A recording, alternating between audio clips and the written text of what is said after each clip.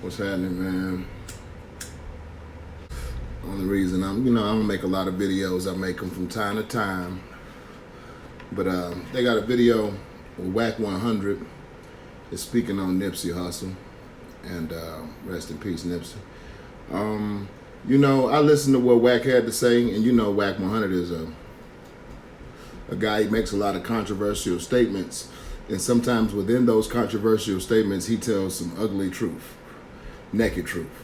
And sometimes the ugly truth and the naked truth is not easy for a man to digest because they may have a certain level of compassion for a certain person, or they may care about a certain person, or even love a certain person. So they can find it hard to deal with or listen to or accept some honest criticism of a person's dealing with the situation.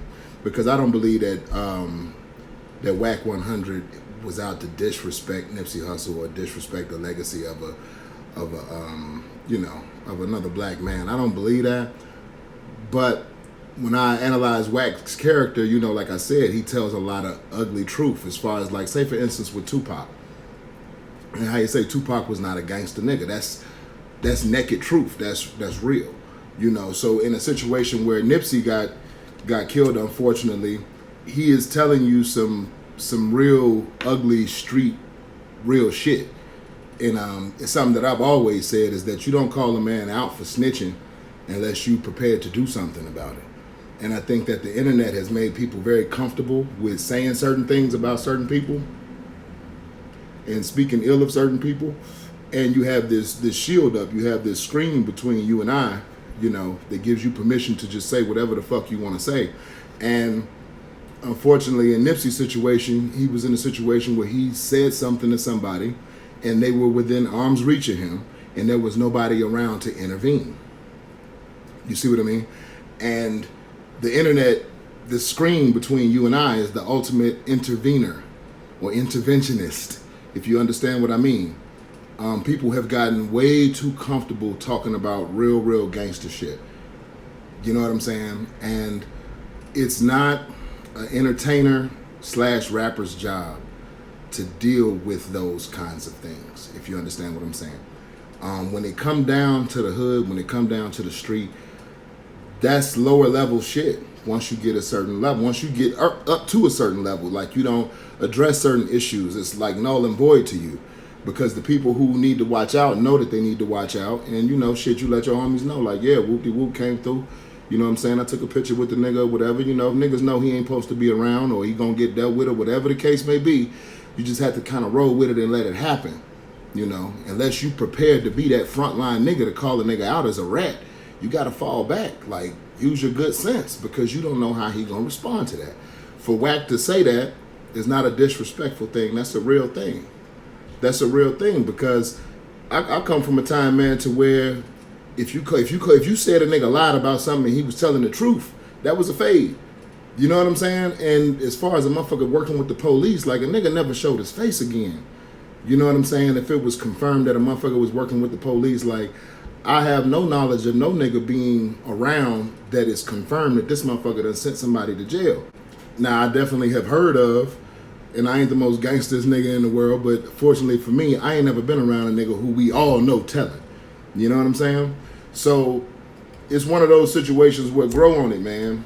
You can be mad at Wack, and there's people who gonna be mad at him or address him a certain kind of way, but between me and you the listener, hey, understand what he means by that. Like, it's one thing motherfucker get on here and talk about these rappers and, oh, this motherfucker paperwork. In real life, those kinds of claims and saying those kinds of things can get you killed. Period. Calling a man a snitch can cost you your life. So what you have to ask yourself is, are you man enough to be calling a motherfucker a rat? Because if he decides that, okay, we're going to deal with this shit right now, he's not in the wrong. He doing what he supposed to do. He going to defend his honor. You see what I mean? Is he not supposed to defend his honor because it's Nipsey? You see what I mean? It's kind of like, it's almost, if we talking about gangbanging, we ain't talking about motherfuckers using good sense, you know what I'm saying, and reacting in rational ways. We talking about when a motherfucker's upset, when they feel disrespected. I mean, was Orlando Anderson obligated to not respond the way that a nigga responds just because it's Tupac? being a rapper does not give you that pass, I think is what people have to understand. That does not give you that pass. Like, you may have fans, but once you indulge and you take that step, what they tell you in church, you can't be lukewarm, you got to be one or the other. You know what I mean? When you a rapper, you got to be a rapper. You don't go out here on no gang shit, putting your hands on people, expecting them to say, oh, okay, that's just the rapper. No, it don't work that way. On no level. So I think that people just need to really understand that some entertainers, they come from a certain place, they're around certain things, and I think that entertainer needs to remind himself that, you know what, these hood politics, that's not my job no more. You know what I mean? We do move on. You got OGs that don't speak on shit. They like, man, what the fuck I look like getting involved with some niggas 21, 22 years old. You see what I mean? Or you got motherfuckers who on that level to like, man, I got too much money.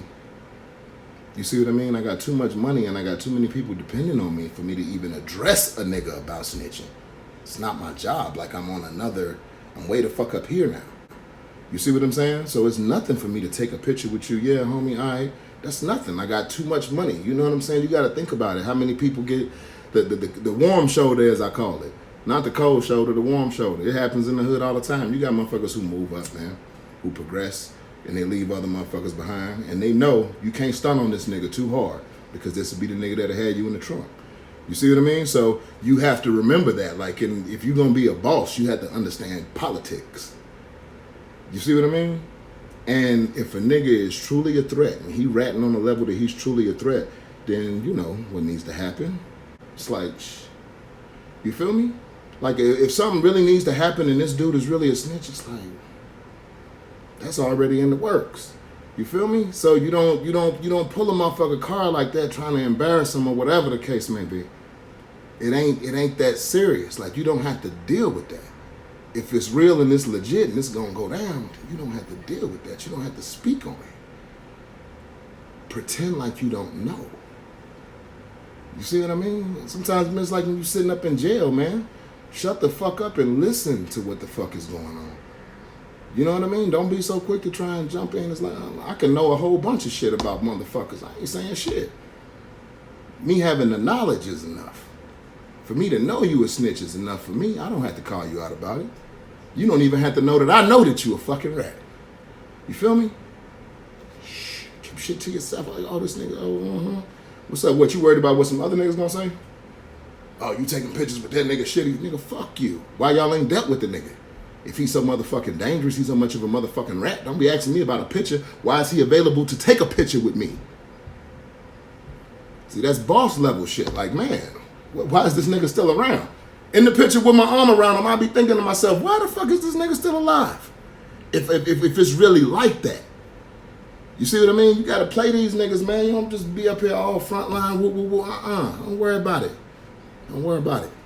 You know what I mean? When you really with the shit, man, it's like, man, you think niggas ain't never sat up and drunk beers and smoked weed with motherfuckers that they knew was gonna get clipped? Please. Please. So think about it from that angle. You know, because I'm one to believe that Nipsey still could be alive, man, had he played the nigga differently. You know, and was he wrong? Was Nipsey wrong? No, he wasn't wrong. He just wasn't in the position to deal with that right then and there. He wasn't in the position to address my man like that right then and there. He underestimated his enemy. You see what I mean? His enemy was prepared and he was not. It's as simple as that. He wasn't wrong for addressing them. It's about you not being ready at that moment. The Art of War, Sun Tzu tell you, don't fight unless you know you're going to win. Motherfuckers say, how you know you're going to win a fight? You could put yourself in the best position to win. You know what I mean? If I ain't got no burner on you, I'm in the hood. I ain't talking about no rat shit, nigga. You did this, you did that. I'm the nigga with everything to lose. I'm the nigga who might get stuck up. I'm the nigga who might get pistol whipped, shot, or whatever the fuck. I'm the motherfucker with the shine on me. Got nothing to say in reference to motherfuckers ratting. It's not my job, not my department. I'm up here, they're down there. Y'all keep it 100.